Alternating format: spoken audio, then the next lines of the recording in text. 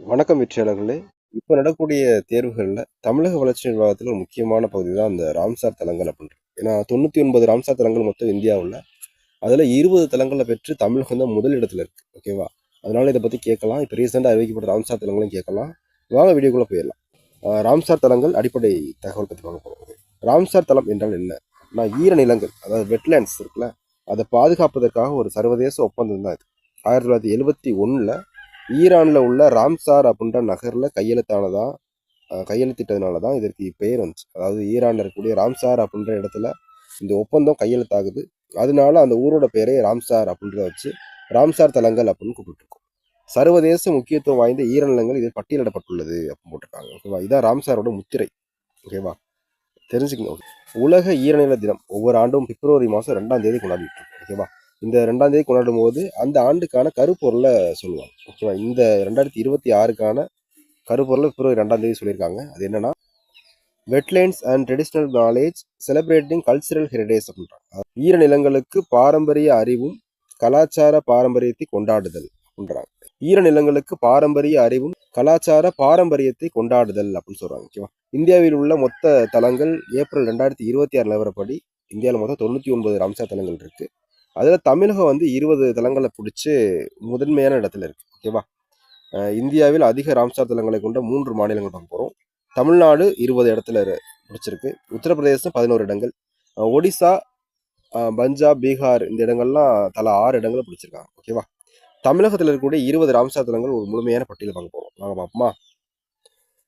கோடியக்கரை பறவைகள் சரணாலயம், இந்த இடத்துல தான் புள்ளி காளிமர் அப்படின்னு சொல்லுவாங்க. அதாவது கோடியக்கரை பகுதியில் இருக்கக்கூடிய இந்த பறவைகள் சரணாலயம், அதாவது வங்கக்கடலையும் பாக்சந்தியையும் இணைக்கக்கூடிய மைய புள்ளியில ஒரு கடலுக்கு இடையில ஒரு நிலப்பரப்பு. அப்போ அதை புள்ளி காளிமர் அப்படின்னு போர்ச்சுகீசியர்கள் சொன்ன ஒரு பேர். ஓகேவா?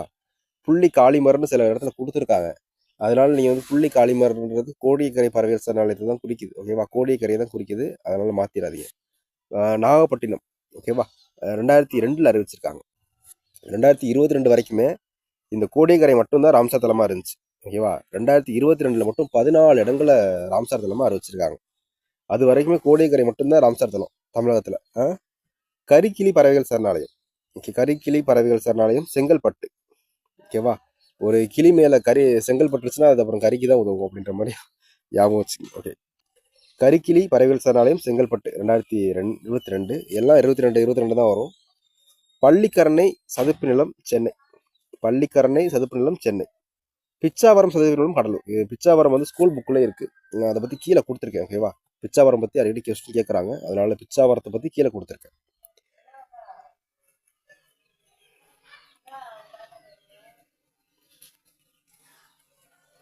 அடுத்து பாருங்க, அப்படியே வரிசையை பார்த்துட்டு போயிடுவோம்.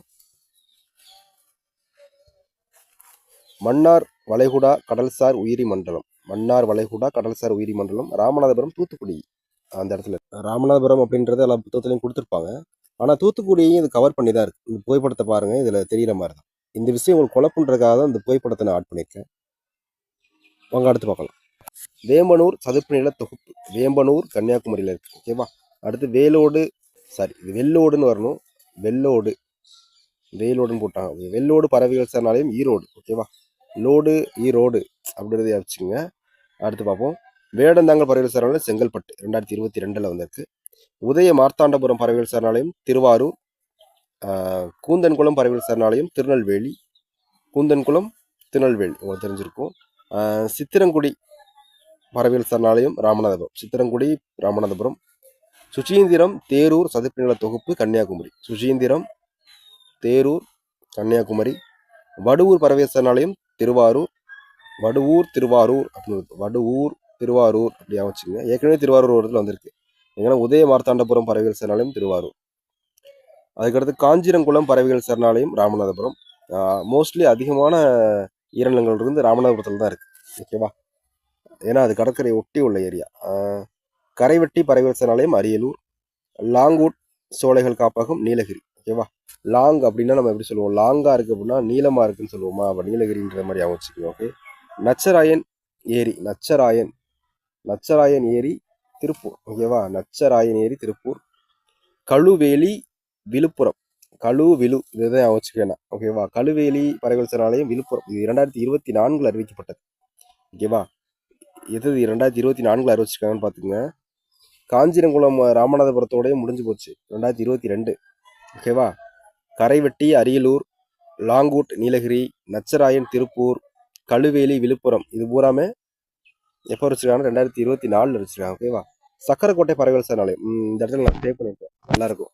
ராமநாதபுரம் 2025. ஓகேவா? அதுக்கடுத்து பாருங்க, தேர்தங்கல் பறவைகள் சரணாலயம் ராமநாதபுரம். சக்கரைக்கோட்டை, தேர்தங்கல், வேற ராமநாதபுரத்தில் என்ன வந்திருக்கு பார்த்துருவோம். காஞ்சிரங்கால், சித்திரங்குடி. ஓகே, அவ்வளோதான். இங்கே ஒன்று இருக்கு, மன்னரோட கடல்சார் உயிரி மண்டலம். இதெல்லாம் ராமநாதபுரத்தில் உள்ள இடங்கள். இப்போ ராமநாதபுரத்தில் அதிகமான இடங்கள் இருக்கு. ஓகே, அடுத்து பார்ப்போம். இதுதான் பிச்சாவரம் சதுப்பு நில காடுகள். ஓகேவா? இது வந்து கடலூர் மாவட்டத்தில் சிதம்பரத்துக்கு அருகே அமைஞ்சிருக்கு. ஓகேவா? 11 கிலோமீட்டர் சதுர கிலோமீட்டர். இதெல்லாம் புக்கில் உள்ள தகவல் அப்படியே கொடுத்துருக்கேன், ஏன்னா இது வந்து கேட்க வாய்ப்புகள் இருக்கு. 11 சதுர கிலோமீட்டர், அதாவது 1100 ஹெக்டேர் பரப்பளவை கொண்டுள்ளது. இது உலகின் 2வது மிகப்பெரிய சதுப்பு நில காடு. முதலாவது பெரிய சதுப்பு நில காடு எதுன்னு பார்த்தீங்கன்னா சுந்தரவன காடு, மேற்கு வங்காளத்தில் இருக்கக்கூடிய காடு தான். அடுத்து பார்ப்போம். இது முன்னாடி முதல்ல ராம்சர் தளம் அறிவிக்கப்பட்ட இடம் எதுன்னு பார்த்தீங்கன்னா ஒடிசாவில் இருக்கக்கூடிய சிலிக்கா ஏரியா தான் சொல்லியிருக்காங்க. ஓகேவா? அதையும் தெரிஞ்சுக்கங்க. தனித்தன்மை, வங்கக்கடலிலிருந்து மணல் திட்டுகளால் பிரிக்கப்பட்டுள்ள இது அழகிய காயல் பகுதியை உருவாக்குகிறது. தாவரங்கள் இங்கு அவிசென்யா மற்றும் ரைபோசா போன்ற தாவர இனங்கள் அதிகமாக காணப்படுகின்றது. இவை கடல் அலைகள் வேகத்தை குறைத்து கடலோர பகுதிகளை சீற்றத்திலிருந்து சுனாமிலிருந்து பாதுகாக்கிறது அப்படின்றாங்க. ஓகேவா? 2022 ஜூலை மாதம் தான் சர்வதேச ராம்சார் தளம்னு இதை அறிவிச்சிருக்காங்க. 2022 ஜூலை மாதம். ஓகேவா? ஓகே, உங்களுக்கான கேள்வி ஒன்று கேட்டிருக்கேன். இந்த கேள்விக்கு பதில் தெரிஞ்சவங்க ஆன்சர் சொல்லிட்டு போங்க. உங்களுக்கான கேள்வி, அதிக ராம்சார் தலங்கள் தமிழ்நாடு பெற்ற ஆண்டு எது அப்படின்னு கேட்டிருக்கு. ஓகேவா? இதுக்கு ஆன்சர் தெரிஞ்சவங்க கமெண்ட்ல சொல்லுங்க. இந்த வீடியோ உங்களுக்கு பிடிச்சிருந்துச்சுன்னா ஒரு லைக் பண்ணுங்க, உங்களுடைய நண்பர்களுக்கு பகிருங்க. இந்த பிடிஎஃப் நம்மளுடைய டெலகிராமில் இருக்கு. அது மட்டும் இல்லாமல் டெலகிராம் லிங்க் நம்ம டிஸ்கிரிப்ஷனில் இருக்கு. நன்றி தோழா, மீண்டும் சந்திப்போம் மற்றொரு வீடியோவில்.